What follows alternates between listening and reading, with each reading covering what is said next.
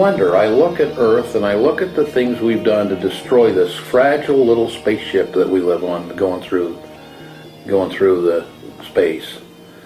And we've destroyed, we talk about burning, we talk badly about all the burning of the rainforests in Brazil. And yet most of the oxygen is produced by plankton. And our use of nickel-cadmium batteries and lead batteries and putting them out into the environment has killed a good part of the plankton. Cetaceans are beaching themselves to make so that there's enough food left for the others. So, Pete, we are very, very happy to be able to connect with you, and you have been very generous with your time, with your energy, and I hope I have a little more energy left, because I'm coming after Bill and after David, and I just have a few rapid questions that I want to run by you, and we'll see how this goes. So, one of the leading things you said was that you were involved with robots. That's correct. And I'm just wondering if we could kind of drill down there a little bit and talk about what your background was and how involved you really were with robots. Well, having been involved with trying to build flying saucers, you usually found the flying saucers, if you look at most of the movies, there's always seems to be a robot involved with it. And so I was very interested in robots, and in the early days when I built a satellite tracking station before there were satellites, and then tracked the Russian Sputnik when it was launched, and called the government and told them the launch trajectory and the orbital and the frequency it was transmitting on. During the McCarthy era, they thought maybe I was a communist pinko, and so they came and found out that actually had a satellite tracking station before there were satellites. I was about 17 years old at the time. So that got a lot of notoriety here in Idaho, and at that point in time in Idaho, on the eastern side of the state, there was a place that was called the Atomic Energy Commission, a nuclear reactor test site, and it's where the first nuclear power generation was done. And anyway, they anticipated having some nuclear problems there, and decided they need some robotic type thing that could waltz into a nuclear meltdown and pull the reactor apart so that they wouldn't have a China syndrome taking place. So anyhow, eventually I and a few of my friends got the contract to do robots that could do that. And I naturally had great faith in myself and said, oh sure.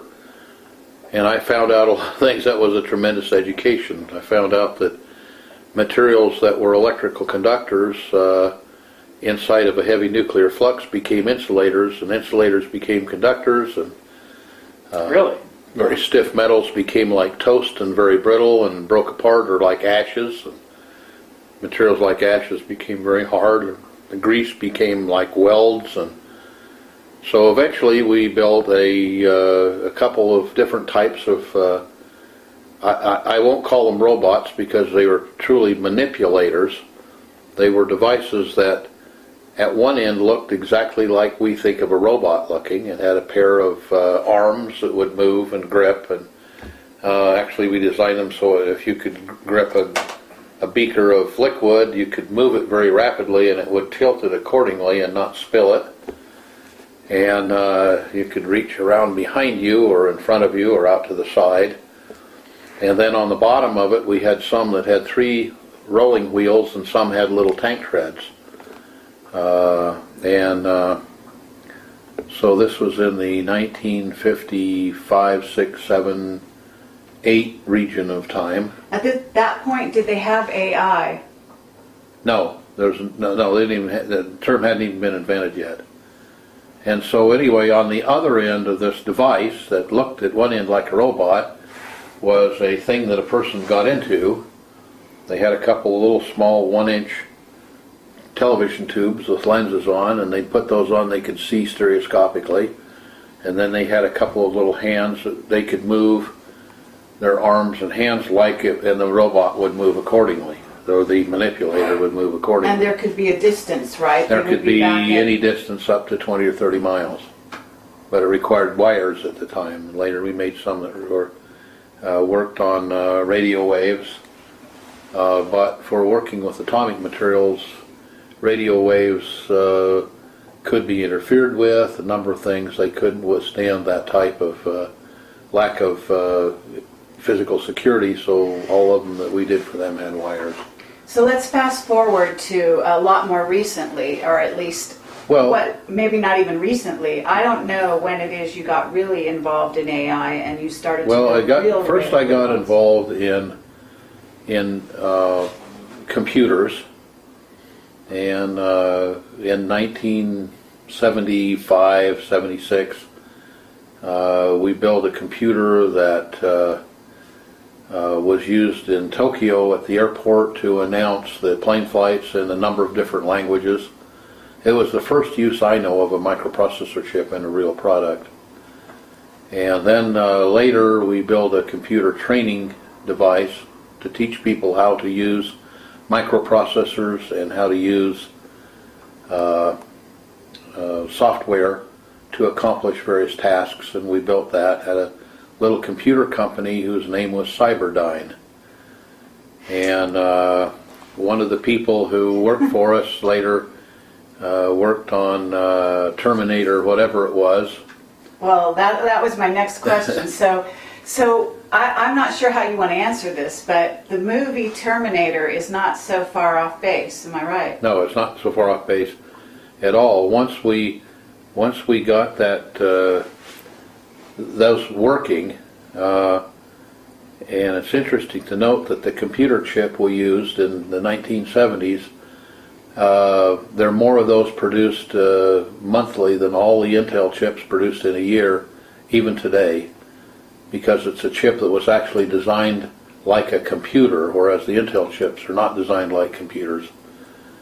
And the Intel is paying a lot of royalties to various people who worked in and on various chips that evolved over the proper evolution of computer chips, what I consider to be proper. We now have a chip that's very, very tiny and has a number of computers built into it that automatically look at the task and adapt themselves.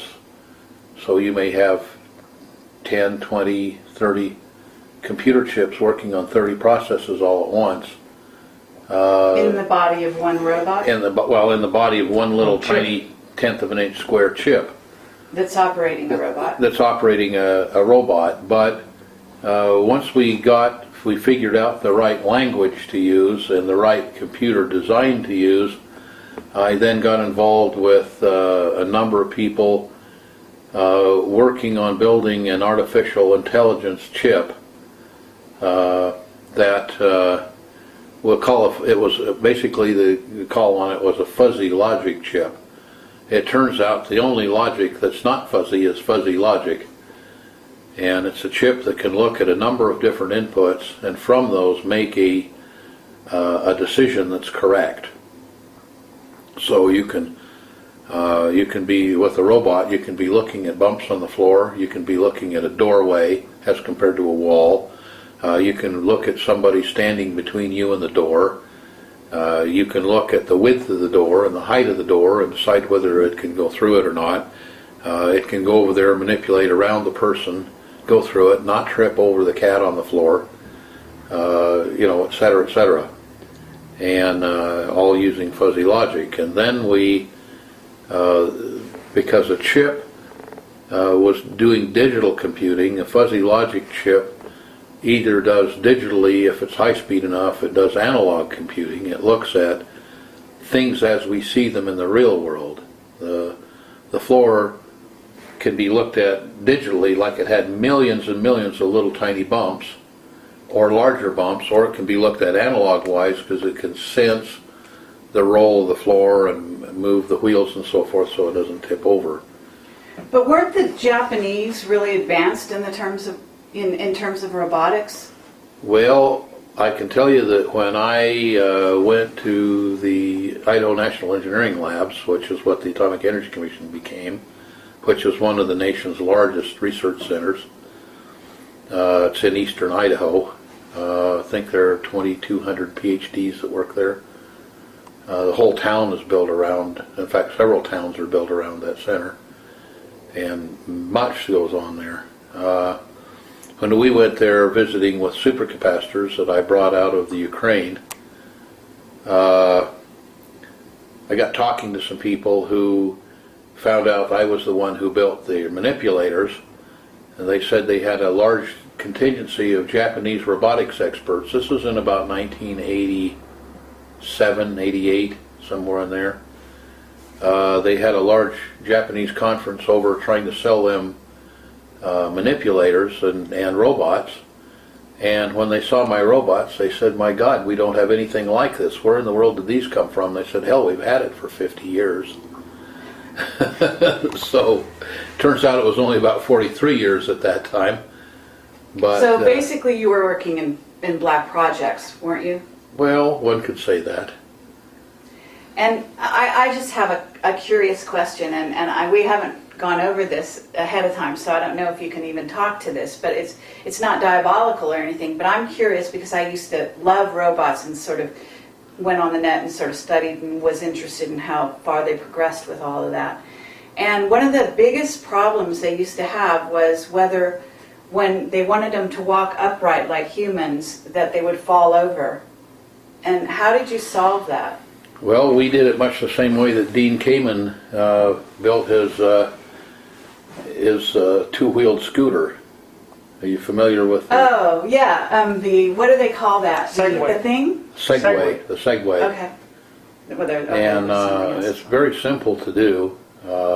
Which is? Well, you simply, if you could say in you short. have a sensor that senses whether you're upright or not, and if you're not upright, then you use fuzzy logic to put it back right. Presumably, that's the kind of stuff they put in the F-117 that would have fallen out of the sky if it Yes, hadn't it had would. that kind of... Right. For example, the programming language that we use is called Forth, F-O-R-T-H. It should have been called F-O-U-R-T-H because it was the fourth major programming language, but in those days computers wouldn't take 5 characters. Or 6 characters, so they had F-O-R-T-H. Okay, so this kind of segues into mind control because I also know that you worked with SRI and you worked with Hal Puthoff, right? And I understand you probably knew, Ingo Swann and a lot of the people involved in remote viewing. So what I was wondering, I think you were involved in MK Ultra, and you can probably talk about that because it's been declassified. You can think about that all you want to think about it, and who knows whether it's true. I don't know whether that's true. All right, well, I know that I worked in a lot of very interesting areas. but you know that MK Ultra is declassified. I don't know anything about MK Ultra. Okay. I mean, I've heard about it and heard about it and heard about it. I don't know anything about it. I know some things that came out of it, and I know that I researched some of those things, and I built things that I thought were better and turned them over to the government. But other than that, I really don't know that. I actually don't know that much about it. Okay. And is it true that you're still on call for the government? Well, I'm doing things all the time that I get calls on. Okay. For a number of different governments, actually. I'm actually a member of the Astronautics Association for Mankind, which is the Russian equivalent to NASA. I'm on the board of directors. So why aren't you on the board of directors for NASA if you're on the Russian Well, board? mainly because I have no desire to be with a bunch of clowns. Okay. If I want to be with clowns, I'd join a circus. So you're really aware of the secret space program in essence, and you know that NASA is something of a front for almost a distraction? I haven't been associated with them for years, so I have no idea what they're doing. Okay, but you said NASA's a bunch of clowns. Why are you saying that? Well, because all I have to do is look at the products they have. And why are they still, I mean, I know they're going to retire the space shuttle any day, but it's basically, a tin can going up in space. Why are they even dealing with that kind of technology at this point? Do you know? Because they have it and it works. They've had about maybe, it depends on how you look at reality. They have what I consider to be about 10% of the budget that they really ought to have for the, if you look at the things that came out of the space program through NASA, probably 50 to 60% of the technology we use today throughout all industries came out of NASA. The metallurgy technology and alloys, the temperature resistant plastics and metals, large-scale integrated circuits, basically even the whole transistor technology. I worked in things like that. My cousin and I did quite a number of spy satellites. We did the sampling arm that went on the Viking lander to Mars, which, by the way, was run by a fourth programmed computer. So I worked in and around that area. I worked with North American Rockwell, JPL, a number of different places, and got to see the things that came out of there. I got to see brand new things that were 20 years ahead of anybody on Earth actually applied, and things that were made from them, and they were sent into space, and they recorded things from space. The camera that you're shooting me on, the image sensor in there was made for use in outer space, and that's where they came from. And so if you look at return on investment, there isn't a corporation ever in the history of mankind that returned so much on the investment, even 10%, that the return on investment that came out of NASA. It literally transformed our lives into a whole new century. Take that, which is the only success story that I think man really has, and totally malfunded it. Now, part of the reason is that they wouldn't pay the appropriate amount of money to get the brain power that they needed. People early on worked for NASA not because they got paid good money, but because they got to accomplish their dream.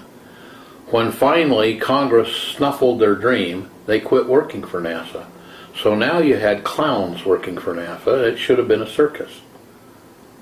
Okay. Not that there weren't great people there, and not that there aren't great people there, but they're totally frustrated, I'm sure. Right. But there's also a lot of black projects going on under I don't know that they're going on at NASA.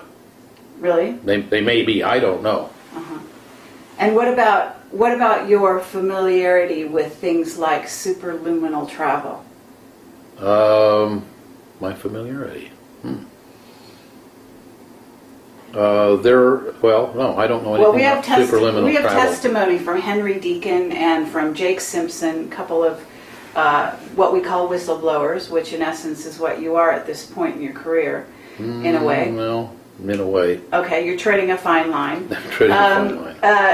And they are testifying that we have superluminal travel, that we have craft that go outside the solar system. Can you say anything about that? I know nothing about it. Okay. You told us, or at least you talked to me at one point, about being a spy master. Is that really true? I don't know a thing about that. Okay. Well, we're kind of striking out here. Where do you think that we can go with all of this? I've told you the things that I'm willing to talk about. Now you're trying to get me to talk about them. And, all right. What do you know about a UFO detector? I was asked to build a UFO detector when I was about 14. And eventually built one. Okay. And it's operational? I have no idea when it's operational. Best I know they smashed it immediately. Who's they? The government. Actually, the President of the United States at that time. Really? Okay. Now, here's a problem with it. I'd love to do something with it. It's a very simple, inexpensive technology. Is it based on Wilhelm Reich's technology? No, it has nothing to do with Wilhelm Reich. It's based on science, and the problem with it is that it works in such a manner that it will detect virtually every single type of thing in the universe. So what that means is that it would be the best anti-collision device that ever went on board an airplane. because it could see every other airplane in the sky. That's What? the good news. Okay. The bad news is it can see any stealth plane just as easily as it can see a damn dirigible. So that's why they destroyed it? I have no idea why they destroyed it. Well, can we surmise that that's why they destroyed I it? have no idea. I don't know that it was destroyed. I'm just telling you that's my feeling, Well, because you I've told never me they took it. I've never seen one. Well, I thought you would... Yeah, they took it. So what did they do with it? I don't know if they put it in their pocket or put it in the remnants of the Smithsonian. I don't know what happened to it, but I've never seen one out there in operation. I could tell if there were one in operation How could you tell? because of how it works. Well, I mean... I'm not about to tell the secrets of it. I understand that, but I can't talk about it without you would know telling the if secret of somebody it. else was operating I'd know if anybody was device? operating one of them. How would you know that? I would know that because of how it works. Okay, would you remote view them, or would you be... No, not at all. You have a tracking device on your invention? It emits something that is absolutely unique to the device. Oh, wow. Okay. There's another kind of detector which was destroyed upon presidential order, I understand. Yes, there Are you was able to talk about that? Because that's a fantastic... probably not. It's probably Okay. not healthy for you guys to talk about it. In Okay, that well, case- I understand that you, and I don't know if you can talk about this, but my understanding is that with robots, with any kind of device that you're operating using AI or any other kind of, as you say, manipulator, whatever, that there's a sort of has to be a fail-safe or a command override such that, you call it a gatekeeper, I believe, but No, that's a gatekeeper's a product that allows that to take place. or not to take place. Or not to take place. And yes, there's obviously it's like with atomic bombs and hydrogen bombs, nuclear devices and cruise missiles and whatever. One thing you don't want is your enemy to get a hold of it and use it against you. So there must needs be some methodology to handle that. Are you able to say that you had a hand in creating some gatekeepers? Well, I created gatekeepers, and whether they use it there or not, I don't have any idea. I just know they buy a lot of gatekeepers or bought a lot of gatekeepers. And I know that right now we're in the process of negotiating a very large order for gatekeepers, what I call gatekeepers. And what they're going to use them for, I really can't mention. Would you call yourself sort of, an inventor? I mean, how would you... I have always billed myself as an instrument maker. Okay. I build instruments that see things or hear things or measure things that heretofore nobody else builds. Anybody else builds something, I don't ever replicate it. I don't reinvent anybody's wheels. I invent my own wheels. Okay, I want to kind of go into a different area that we haven't really addressed at the moment. And I want to know if, because obviously I realize there's a lot you're not talking about, and there's some stuff that we've got off the record and all of this kind of thing. But do you feel that you're protected? Yes, Do you feel you're protected on an earthly level or on other levels as well? definitely an earthly level. I have no idea about other levels. However, when you say feel as compared to know, then I will tell you that I've had a charmed life. Okay. I can remember one time in Vietnam standing in a firefight and remember that basically only machine guns fire tracer bullets. And every fifth round in our machine guns at least is a tracer. So the machine gunner can aim his weapon because they're jiggling and bouncing so much you can't really use a sight well. So you want to see where the bullets are going and place them where you want them. So every fifth bullet goes out and you see a little red glow where the bullet's going. And I was in firefights where the tracers were so thick it was like you were in the middle of a 30-foot campfire that was down to the ashes with a weed eater whipping up sparks. And I remember about the third time I looked up and said, "You and me, Big Al, all the way," because I knew I was being kept alive. There was no reason for me to be alive. 50% of the Marine officers I went to Vietnam with were killed while they were there. They were there for 13 months. I was there for 23 or 4 months. But anyway, And to this day, you feel that... Well, I've been in other places that were even scarier than that, and I've done crazy things all my life to invent things fast rather than slow, and take it the hard way instead of the easy way, and so forth, and somehow live through all of it. You know, I get the biggest kick today out of some kids spilled a little tiny bottle of mercury in a town nearby, and they came and dug an Olympic swimming pool in their front yard and hauled all the dirt off and charged them thousands and thousands of dollars to get rid of the mercury.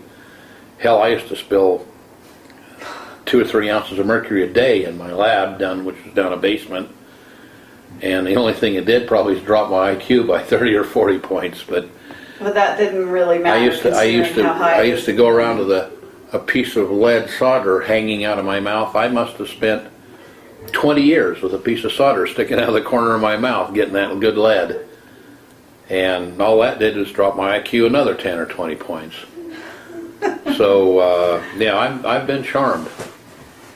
Okay, have you been threatened? Oh, yeah, I've been threatened a number of times by just about every kind of person that would want to threaten me. You can make a joke about Bastard School as well. That's a good one. Well, that was what I was trying to get to, but... Yeah. You can talk about Bastard School. That's not classified. AKA terrorism. Can we talk about Bastard School at all? Well, yeah. Okay.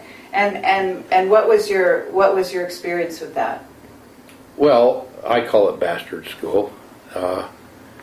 When I was an officer in the military, it was very obvious I was trained in military things.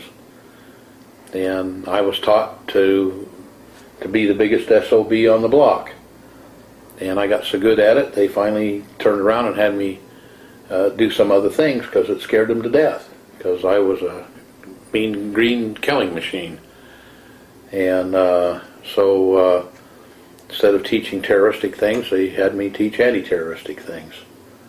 And then they in both cases, one, they were afraid that the enemy would learn what I was doing that was nasty, and then they thought the enemy might learn what I was doing to disrupt being nasty. So then they moved me on to other things. You've dealt with mind control in some ways, in some fashions, and you know something about the mind, clearly, and about this information field, and I'm wondering if there's something within the information field and or the mind-body interaction that can be set up to protect oneself against, let's say, mind control devices such as the digital television that is now projecting, able to communicate with people in their houses and so on and so forth. Well, that's an assumption that we're making. Right, I'm making that assumption, not you. But, and, so I'm just asking, what is there something? There are things that were designed specifically. As an example, in the probably 80s, the Russians had a thing that was because it sounded like a woodpecker on a shortwave radio. It was called the woodpecker, and they had 3 large locations that were transmitting probably several million watts per location, and they were phased in a particular area so they could move where the peak of that electromagnetic wave would fall. And it turns out that one of the places here they had it fall was in a town called Eugene, Oregon. And people there were getting sunburns while they slept at night, and they were getting headaches, and they were having birth defects and so forth. And the woodpecker had a very strong signal there, and a highly interfering signal. And it was at a psychoactive frequency, so that it would disrupt the appropriate thinking capabilities of the brain. This is all documented, by the way, on the net. Oh yeah, it's all documented on the net. And there were also, a good friend of mine was a man who discovered that they were bombarding the Moscow embassy with microwaves that had much the same frequency content. So there was a fellow that designed a little device that you could wear under the collar, which was provided to all of our personnel that we needed to make sure had clear thinking that they could carry with them, and it would send a signal, a close-by signal, remembering that electromagnetic waves decrease with the cube of the distance. After a very short distance, the signal is very, very weak. So you put a weak signal near the person and drive their mind into a range that of brainwaves that would be benign or even hopefully beneficial. And they found a very simple way to find out what was beneficial, and then a very simple way to tune the device so that it would put those waves out. And they were carried by all types of diplomats and military personnel for So we years can and assume years that and years. the president and various people are using these devices to this I day. would certainly think they would be. I know it would. I know that I carry one around.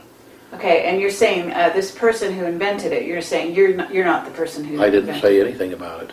Okay.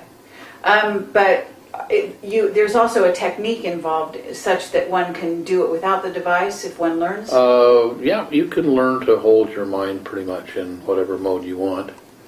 But it has to do with the informational field, is that No, right? it doesn't. It has to do with the electromagnetic field. Oh, really? Yep. So your mind, you use your mind to affect the electromagnetic field? No, you just use your mind to generate its own electromagnetic field at a benign frequency, or even a helpful To counter it is what you're saying. to counteract it. Well, you know, I'll give you an example.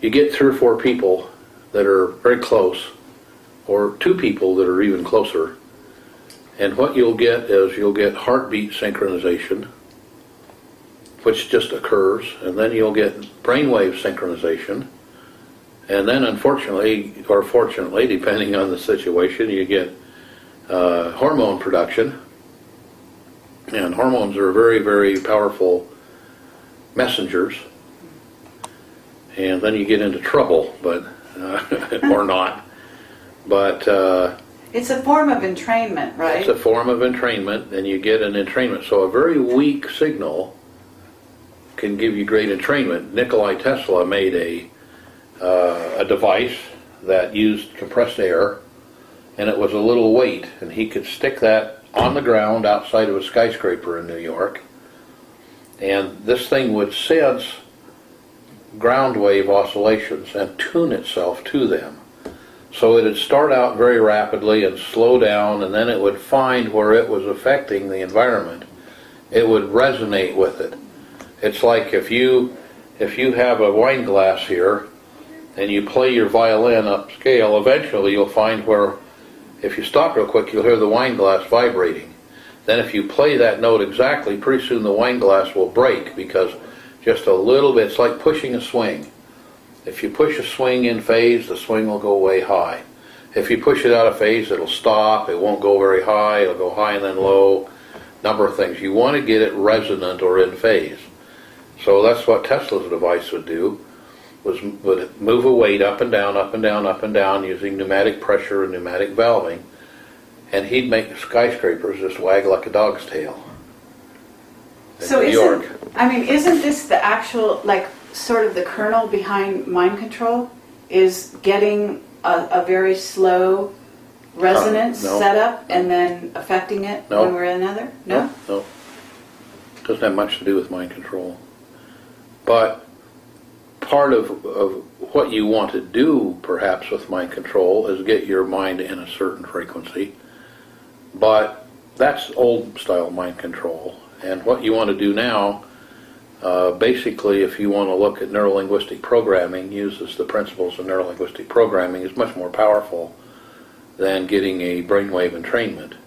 Brainwave entrainment will drop the IQ, it'll drop the attention span, it'll drop change the memory. So there are a number of things that can be done there, but what we use now is a thing that changes the way the brain is attached to itself and the way the brain hooks together, and we just change the neural pathways. You can cause a person to forget, you can cause a person to do things that they have no intention of doing. You can make a stimulus that would cause one thing, like a stimulus that would cause me to reach out and grab some water and take a drink because I was thirsty, you can very quickly and easily change that stimulus to when I get thirsty, I'll reach out and grab a glass of water and pour it down my throat, or my neck. Pour it down the front of my suit. So what about the idea that you were telling us about the piece of the heart? You could cut off a piece of the heart and it would actually give it to somebody who would recognize, a doctor, who would recognize it as a part of the brain or have resonance. It would appear to be brain tissue. And this is like a medical fact, right? It's a medical fact. And there's a very good book that anyone who has a child that doesn't read this book should be jailed. I'm serious. It's called The Magical Child by Joseph Chilton Pearce, Pearce. And he has follow-up books on it. For example, The Magical Child Matures tells you why that no center city fatherless child is ever going to amount to anything, ever. They can't because their brain doesn't form properly. Really? Yep. A fatherless child. Well, or motherless. An orphan. A child that's raised outside of a normal family environment, let's put it that way. That's much more accurate. And it'll tell you why that can't happen, why they can't really become useful to society. Well, is this the thing you were telling us about the heart, being close to the heart? That's part of it. That's just part of it. There are a number of different factors. But one of the things that Pearce writes about in The Magical Child is, for example, that during the first 16 days or so after the amniotic fluid breaks, the child is exposed to electromagnetic field from the mother's heart beating, and that field is modulated by what's in the brain cells in the heart, which are the emotions, and those emotions are transferred to the child. So they thought, well, that may be true, so they went to Europe, where a lot of women have their children raised by wet nurses who nurse them on their breast, and they find out that the child takes on the emotional content of the wet nurse. Or children who are raised without a father never get the male emotions from the father, but as compared to the female emotions. It happens in the first 16 days. After that, it's not the greater part of it happens within the first 16 to 18 days. Incredible.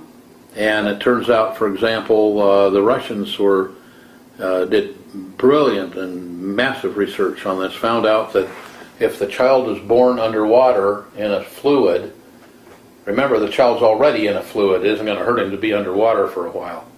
The child's born underwater in a fluid about body temperature and moved up with contact with the mother to the breast, where if you look at how you would naturally hold your arms and nurture a child, the heart of the mother and the heart of the child are going to be right next to each other. The child starts picking things up. If the child is kept in that position for the first 12 to 14 hours, the child usually develops speech by 6 months of age and is able to stand on their own at 6 months of age. Can you talk about that Russian doctor? I unfortunately, I could if I remember his name. I can't remember his name. Okay. He was brought to the United States, and I can tell you that his techniques were used by Madonna in having her children. But we're talking about generating an IQ of as high as 275 in Right. children. I can tell you that her children are some of the most brilliant children on the face of the earth because of that. I know that she worked for using those techniques for a year to a year and a half before they were conceived, just to become ready. And could well be privileged information, but it leaked out to me.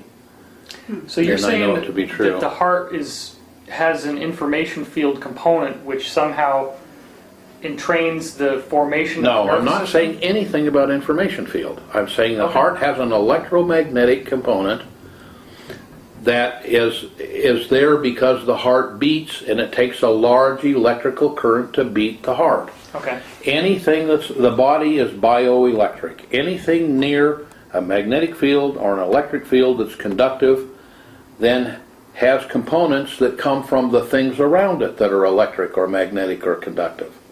Okay. So you can see that stuff in the heart field.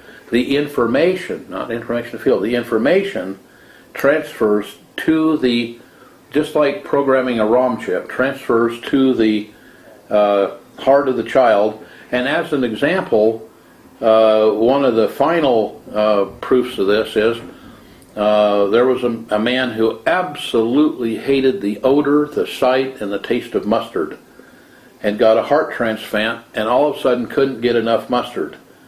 And just by happenstance, the wife of the donor somehow got word to him that her husband loved mustard, and so he had the heart. That came along with it.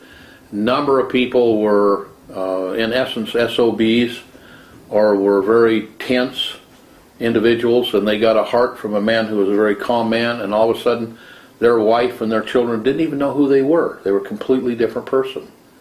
That information was encoded in there, and when the nerves were sewn together and some of them grew back, that information got out of the heart, and it may well be that the magnetic field of the heart transmitted and the brain picked it up. I don't know that.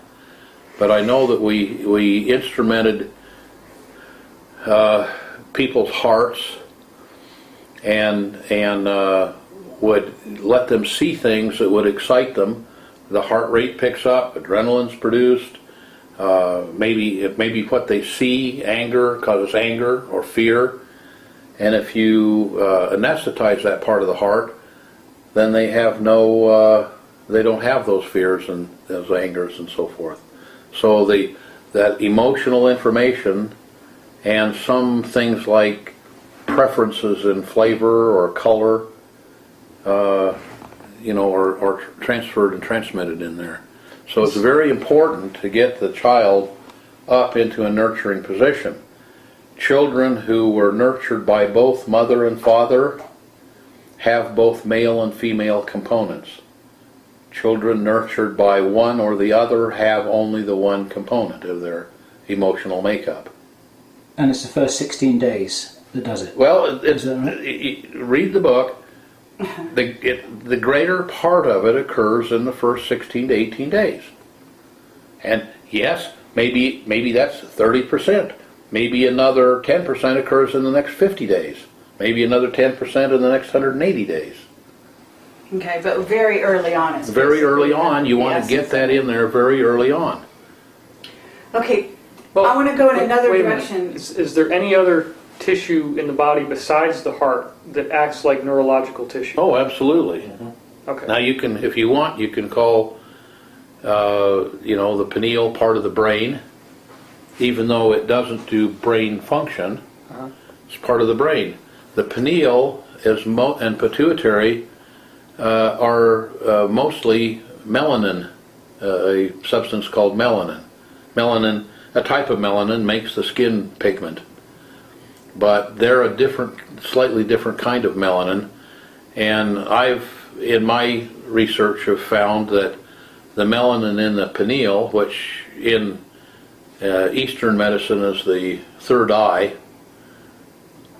the seat of the third eye, is very, very, very good at picking up informational signals and adding a time content to them, thus subtracting a non-time content. And so it's always been attributed to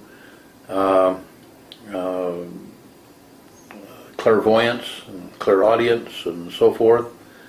Those are signals that are taken out of a signal that appears to be everywhere, every when. It coheres that for the person, and they have certain abilities that they wouldn't have. The Tibetans drill a hole in the front of the forehead with a little rock drill, and then they poke a bamboo skewer in and manipulate the pineal to quote-unquote open the third eye. And what it does is it gives it a hole through the Faraday cage, speaking in science terms, and it makes a sensitivity by making a piece of scar tissue that opens up or opens the third eye or opens clairvoyance or clairaudience or remote viewing or remote influencing or a number of different things. Isn't it true that fluoride deadens or hardens the pineal gland? Absolutely. And But what it since we have mostly fluoride hardens- in our water, Well- isn't there a sort of a, basically you could look at that as an Illuminati plot to deaden the intelligence and the psychic ability of the What I population? try to do as a scientist to state as scientific things, I don't presume about what the Illuminati want to do, Okay. but I can tell you that the main thing that halides, which are chlorine, fluorine, bromine, mainly what they do in the body is congeal cholesterol into arterial plaque. So I mean, that's well known. Slows down the art the I have, the arteries. yes, it'll do, yeah, it closes down the arteries. So there are many ways to sterilize water other than chlorine and fluorine. There are many ways, for example, we say, well, we use chlorine for tooth decay.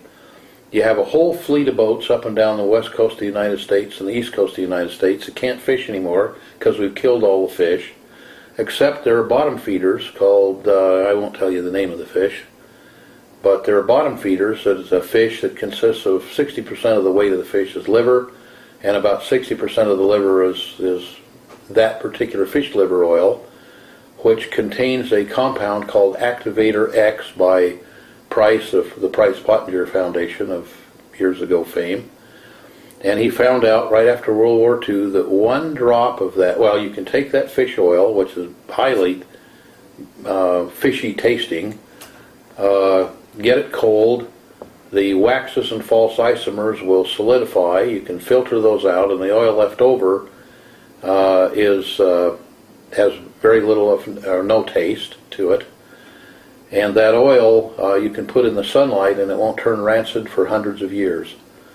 It should have been used in place of sperm whale oil for lubricating watches, but they didn't use it for that.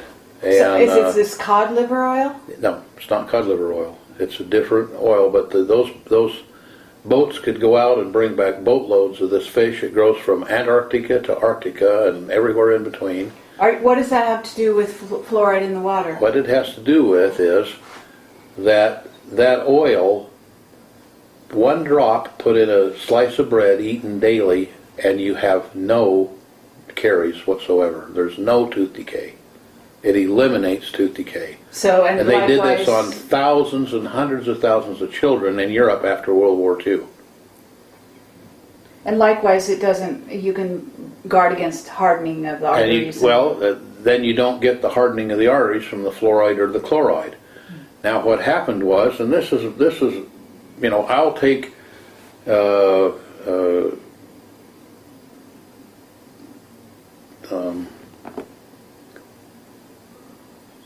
I'll take the hit for this.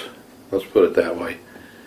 It's my conjecture that the only reason we use chloride in the water was because the politicians have already spent all of the Social Security money. So you've got to have something there so that people die at retirement age. Then, because of healthcare Yes. getting better, we had to have something else that made it happen even faster, so we put fluoride in the water. Wow. Because they could have gotten rid of tooth decay with an absolutely benign substance that we had a whole industry here that could go out and bring us back all we could ever use for the whole world, very inexpensively, and totally non-negatively in the body. But we didn't do that. Now, it's the reason that fish oil doesn't turn rancid is obviously because it's an antioxidant. It's the best antioxidant known to man, as far as I know. Price called it Activator X. It has a definite chemical formula. It could definitely be put out there. But it'd eliminate most of heart surgery. It would eliminate tooth decay. So it's not put out there because that isn't efficient in our system, in our capitalistic system. When you Well, say you're price, talking worldwide, though, as well, right? Yeah, it'd be worldwide. I mean, like I say, we did it in Europe after World War II for years. when But you we say, took that Activator X, by the way, was taken. There's a small amount of it in wheat germ oil. So that was taken from wheat germ oil. Now we found the ratfish had this stuff in massive amounts. When you said Price, do you mean Dr. Weston Price? Weston Price, yeah. Okay. And it's my conjecture. The only reason I could see that we would be using that is to kill people off. Why else would you do that? Saying about the pineal gland, because I have a whole long section in my video that everybody's seen, most of this audience has seen it, all about the pineal gland. So Okay. you're saying that this oil, if taken, would help to decalcify the pineal gland or somehow increase its sensitivity? If the pineal gland is calcified by halides, yes, it would. Okay. But you're not naming the fish other than I the wasn't really naming the fish. rat fish that you just talked No, about. and that's not the. Not the main source. No, that's what it's called in certain areas of the world. Okay, but I was curious. You said something about, there's camps being built around the United States. Do you know the purpose behind them? Yes, there are camps to detain people.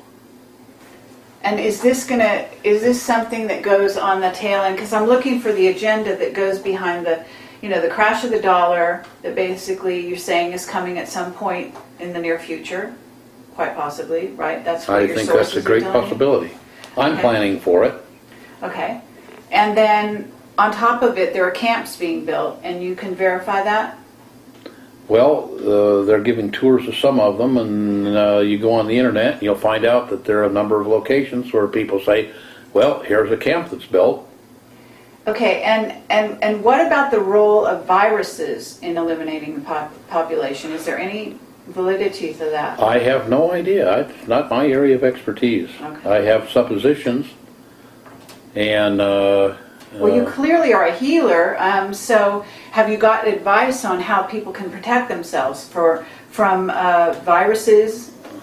well, I think all that advice is available if you just download it from the FDA websites or the various websites of, say, FEMA and Homeland Security. Really? Oh, absolutely.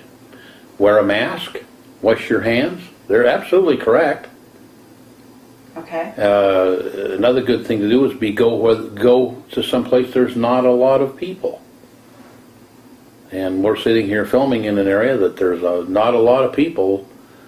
The town says entering the town on one side of the sign, and on the other side of the signpost it says entering the town, and First Street's in some great big city somewhere else because there's not another street. Okay, well, so what is it that you think is coming in the future in terms of, let's talk about outer space a little bit. Do you think that there's anything out there that we need to be aware of?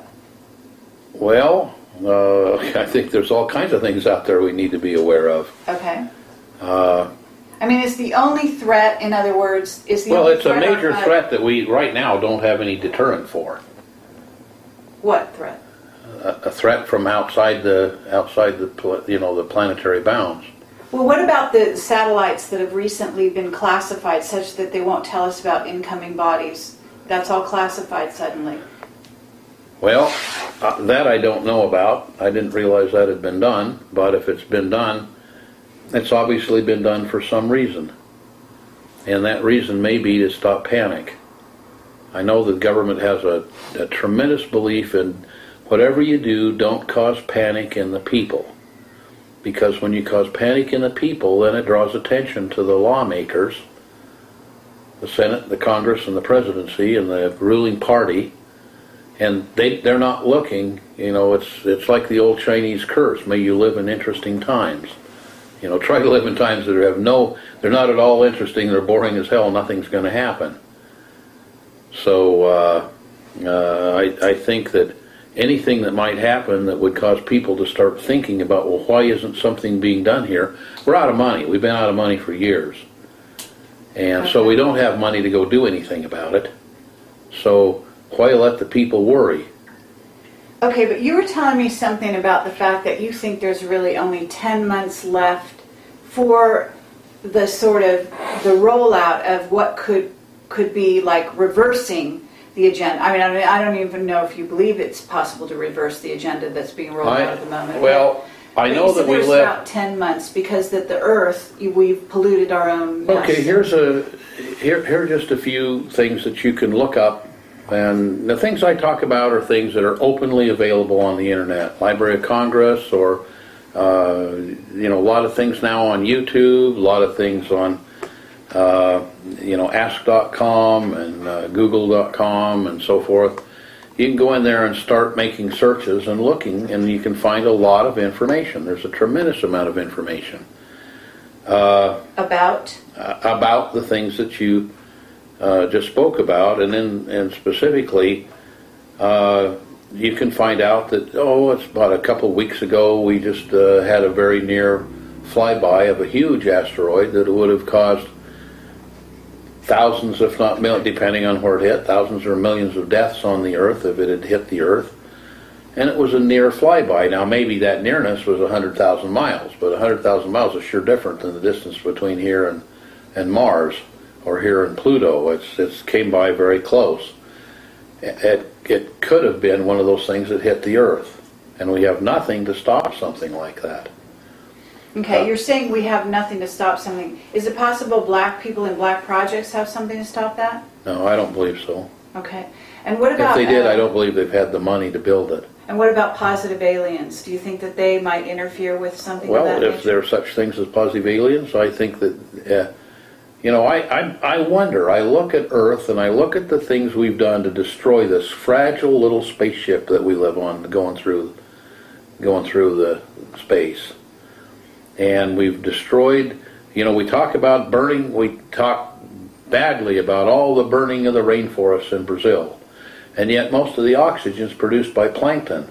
And our use of nickel-cadmium batteries and lead batteries and putting them out into the environment has killed a good part of the plankton. Cetaceans are beaching themselves to make so that there's enough food left for the others. Because they're that wise. Well, I think that they are, and of course you had to have worked with them in some of the military programs to understand how wise they are. Okay, well, I'm going to have to wind this up. I would love to talk to you all night and all day, and especially if you were able to come out with some of the more fascinating things that you're involved in. But Project Camelot wants to thank you very much. I want to thank you for your service to humanity. You've clearly been involved in some things that are healing for the population out there. You're here trying to testify to something coming that you firmly believe that people need to be aware of. And so I want to thank you. I appreciate your interest. Absolutely. Anything that can get information out to the people, and my suggestion to the people is, because this stuff is not really hidden, it may be squirreled away somewhere, but it's there, and you can go out and find the information for yourself. My suggestion is you do it. My suggestion is that you prepare yourself for an emergency, because no matter what you do in life, you're going to run into an emergency. And if you prepare yourself for it, then you stand a very good chance of surviving it, and if you don't prepare yourself for it, you stand a very good chance of not surviving it. Okay, thank you. And Peyt Pitterson, I really want to thank you again. Bill, you want to say any closing words yourself? I think this is the most important interview we've ever done. Okay, and David, you got anything you want to add to that? Well, Pete, I just want to say I appreciate your courage for inviting us out here. I think that the data that you've given about the consciousness and the information field is really instrumental in my work, and I hope we can continue that discussion. Well, I think that we'll probably continue a relationship for a long time, and I'm perfectly willing to share that information. I'm at a point in my life that the only thing I can do now to make my life worthwhile is to share the wisdom that I've obtained as a stone rolling through this interesting experience of life on Earth. Been involved with trying to build flying saucers. You usually found that flying saucers, if you look at most of the movies, there's always seems to be a robot involved with it.